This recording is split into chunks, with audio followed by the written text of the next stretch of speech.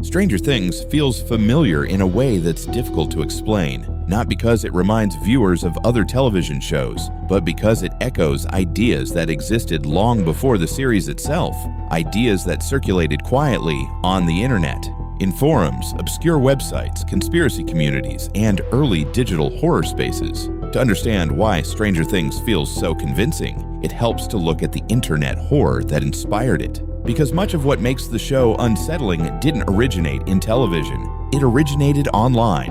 One of the strongest influences behind Stranger Things is the internet's obsession with secret experiments. For decades, online communities have documented and discussed alleged government projects involving human experimentation, psychic research, and mind control. These discussions weren't fringe curiosities. They spread across message boards, early blogs, and later social platforms. The most well-known of these was MKUltra. Long before Stranger Things ever aired, MKUltra had already become internet folklore. Declassified documents circulated online. Scanned PDFs were shared in conspiracy forums. Users analyzed redacted pages, searching for hidden meaning in missing lines and blacked-out sections. The internet transformed real historical material into something darker. Not because the facts were exaggerated, but because the gaps were impossible to fill. Stranger Things borrows directly from this structure. Hawkins Lab is never fully explained. Experiments are referenced, but rarely shown. Documents appear briefly, then disappear.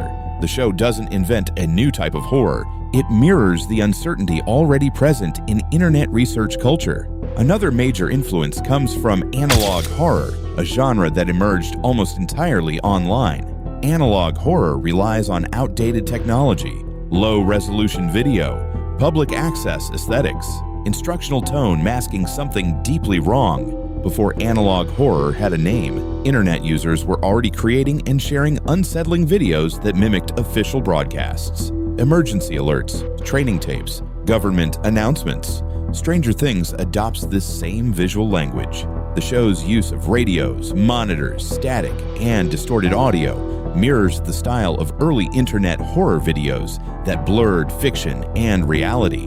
The Upside Down itself reflects another internet horror concept, corrupted reality. Online horror often focuses on familiar spaces becoming unstable, a room that looks normal but behaves incorrectly, a town that mirrors reality but feels degraded. This idea appears constantly in early creepypasta and digital horror forums. Stranger Things doesn't present the Upside Down as a fantasy world, it presents it as a damaged copy. That concept existed online long before the show. Another influence comes from LostMedia culture.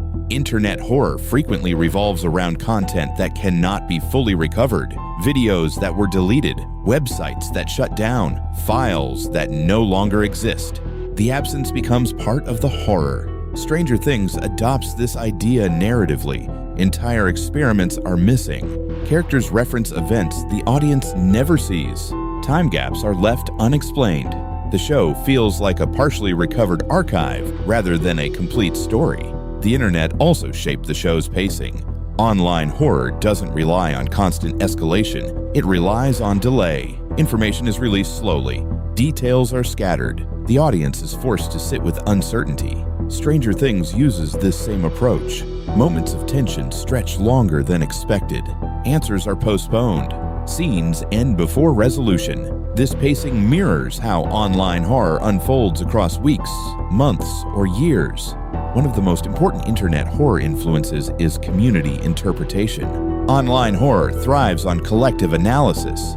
People compare notes. They search for hidden meaning. They build theories. Stranger Things is designed to encourage this behavior. Viewers dissect frames. They analyze background details. They connect timelines across seasons. The show doesn't discourage speculation. It depends on it. Even the show's sound design reflects internet horror roots. Low-frequency hums, unsettling silence, audio distortions that feel unintentional. These elements resemble early digital horror videos that relied on sound to create unease rather than visuals. The result is discomfort without explanation. Another internet influence is the idea of containment rather than resolution. In online horror, problems are rarely solved. They're managed, hidden, suppressed. Stranger Things adopts this worldview. The Upside Down is never destroyed. Hawkins Lab is never fully exposed. The government's actions are never completely addressed. The story moves forward without closure. That's an internet horror hallmark. Stranger Things also reflects the internet's distrust of institutions. Online horror often portrays governments and corporations as secretive, incompetent, or actively dangerous. This distrust grew alongside the internet itself. The show mirrors that tone. Authority figures withhold information. Official explanations feel incomplete. Truth is buried under bureaucracy. This skepticism wasn't invented by the show. It was inherited. What makes Stranger Things effective is that it doesn't copy internet horror directly. It absorbs it. The show filters decades of online fear, speculation, and uncertainty into a single narrative. That's why it feels familiar without being derivative. Stranger Things resonates because it reflects how people already learned to be afraid online. Not of monsters, but of systems, of secrets, of information that exists just out of reach. The internet trained audiences to fear absence as much as presence. The show understands that.